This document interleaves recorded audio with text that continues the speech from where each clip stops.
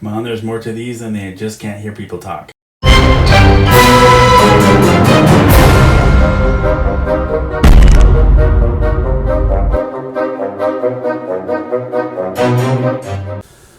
Welcome to my channel, KC, that's me, Carrie Chug the Sledge Storyteller, here to talk about the wonderful world of storytelling, in this case, talking about movies, readily available in the public domain, in this case, silent films. And since this is the beginning of the Halloween season, public domain horror will be my focus, and today's emphasis is, of course, silent horror. And while I had dipped into the subject matter in my previous video, I didn't feel right to go at length on the merits of the medium itself at that point. So here we go with that now. So while it's all too easy to dismiss silent films because, movies are to be seen and heard, also they can be challenging to follow. That takes a lot of concentration. And while a silent movie demands all your attention, so many engaging stories can be found here and so much emotional expression because that's how they had to really do it. They had to emote visually. And it's worth the effort to give these spotlighted movies and many other from the silent era a try. Of course, after you're done watching this video. So on that note, so yes, there was a Frankenstein movie before the ever famous 1931 Universal Pictures movie with Boris Karloff. This one was put together in 1910 by the studio run under Thomas Edison, the famous, known for being an inventor, more like a research developer. And typical for this time, it's less than 13 minutes long. What just totally amazes me with this movie is the effects used to show the monster's creation.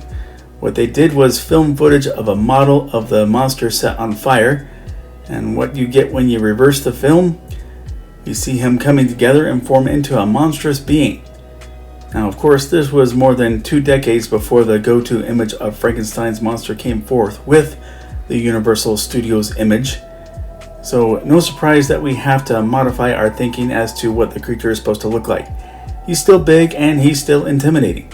And while there's a lot to be seen here that was drawn from the original Frankenstein novel written by Mary Shelley, the way this ends with the monster pulling back from doing any harm to Victor Frankenstein and his bride and walks away as if the audience is supposed to embrace that as a resolution, that leads me to believe that Mary Shelley was turning in her grave when this came out, given that this was supposed to be a tragedy and we as readers are supposed to sympathize with Frankenstein's monster. But I dare say this still is Frankenstein in spirit, with a decently crafted monster and a fun insight on early special effects in filmmaking. And as much as I lauded Georges Méliès for his innovations in my previous video, he doesn't exactly have a monopoly on it all.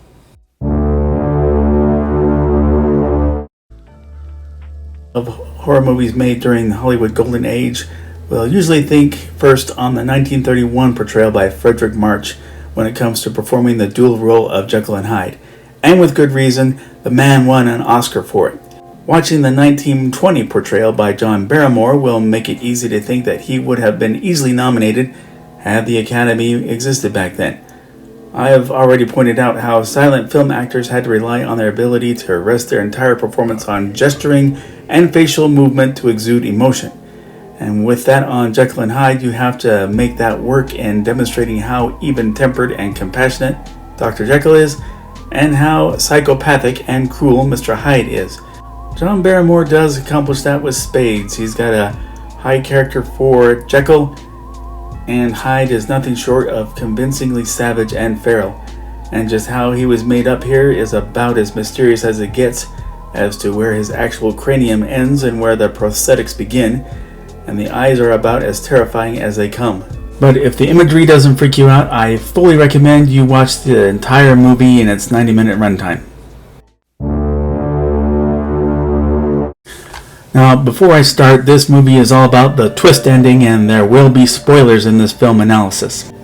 Now, imagine yourself being an aspiring filmmaker in post-World War I Germany. It was during that war that the German Empire nationalized the film industry to make propaganda films. And while the post-war German government had been restructured into the Weimar Republic, that control over film industry was still firm, restricting any access to film sets and electricity for lighting. So, what do? You invent German Expressionism. And I do believe the Wikipedia definition to be sufficient here. German Expressionism was an artistic movement in the early 20th century that emphasized the artist's inner emotions rather than attempting to replicate reality. German Expressionist films rejected cinematic realism and used visual distortions and hyper-expressive performances to reflect inner conflicts. And that form never completely died, being used frequently by such respected modern directors as David Lynch, David Fincher, and Tim Burton. And the movie The Cabinet of Dr. Caligari seems to be tailor-made for German Expressionism. A deep dive into psychological trauma, perhaps drawn from shell shock, commonly found among surviving soldiers of World War I, perhaps part of sending a message by pacifist writers Karl Mayer and Hans Janowitz, the latter of which had fought in the war himself. As the story goes, fortune-telling becomes self-fulfilling prophecy when at a carnival, fortunes are told in an exhibit set up by Dr. Caligari from Caesar, the somnambulist or sleepwalker. Caesar follows through on each foretold death by running amok at night and murdering people in their own homes. But this story just might be the most highly praised one with an "it was a dream" element to it. When we find out that these scenarios are the product of a mental patient's fever dream where Dr. Caligari is an evil version of the doctor who's treating him. And all the more it was benefited by the German Expressionist setup, with all the scenery looking completely distorted, reflecting that mental patient's point of view. But this movie is perfectly set up for the Halloween spirit. Now, there's no going over this film without talking about its history. Director F.W. Murnau wanted to tell the Dracula story in the aforementioned German Expressionist fashion, but apparently got sticker shocked over the licensing fee. So he made small changes to the story and changed all the character names. Author Bram Stoker had died 10 years earlier, but his widow, Florence, was still around to successfully sue the filmmakers over infringement, resulting in a court order that all prints of this movie, Nosferatu, be destroyed.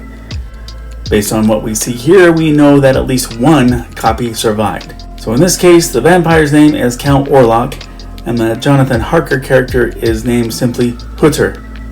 Changes in the story include Count Orlok never shapeshifting into a wolf or bat, and while in the novel Dracula is killed with a stake through the heart in native Transylvania, Count Orlok dies when he is hit by sunlight while still in the German village Visborg.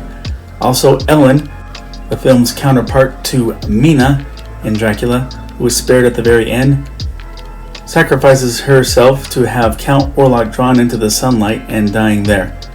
And while many see Count Orlok as looking and behaving nothing like Dracula, many who are familiar with the novel agree that he's more similar to Dracula as originally described by Bram Stoker, as similarly misshapen and in no way having any kind of gentlemanly charm. The visuals are incredible, and they leave you completely creeped out. Who here would not be desperate for a ready exit when in the same room as this guy? But if you're a fan of vampires, I can't see you not enjoying this as part of your Halloween season. So when you Google the Phantom of the Opera, the results are completely monopolized by the Andrew Lloyd Webber musical that first came out in 1986. But the whole story originated in the 1909 serial novel written by French writer Gaston Leroux. And from there we get the 1925 silent film with the famed actor and makeup artist Lon Chaney. Of course, he's father of Wolfman actor Lon Chaney Jr. And Chaney's knack for makeup can be understated. It's from his peers that we get the term the man of 1,000 faces, thus coined because of what we see here, but also in his portrayal in Oliver Twist, also as the Hunchback of Notre Dame in that movie of 1923, so many others. And his legacy is built upon mystery because his techniques died along with him in 1930. It's much the same story. An actor who fell victim to severe scarring stays hidden within the opera house and gets fixated on an understudy actress and commits acts of sabotage to put her in the limelight. Beautiful scenery, great pacing, high stakes, and a wonderful story. But the performances, they come through beautifully, as do the emotions, and the atmosphere is Halloween pitch perfection. And again, thanks to free streaming platforms, it's readily available for your viewing and educational pleasure, as it's all in the public domain. That's my take on these public domain silent horror films. Thank you for watching. Agree, disagree, or something I left out, please let me know in the comment section. If you like this video, please click like. If you like this channel, please click subscribe or follow me on Instagram or X, formerly Twitter. The link to order Sledge number 1 and 2 is below in the description, or you can order Sledge number 1 on Kindle. In any case, you can order it on digital or paper format. Sledge number 3, I got word from Tiago that he's hard at work to have everything finished, hopefully this weekend. And I really do believe that he will provide a strong ending to this 3-part miniseries. But I'll keep saying it, let's all look for stability and let all the bad news out there about social and political strife. Let's not hate, and let's find friends wherever we can go. Everyone be safe, and God bless.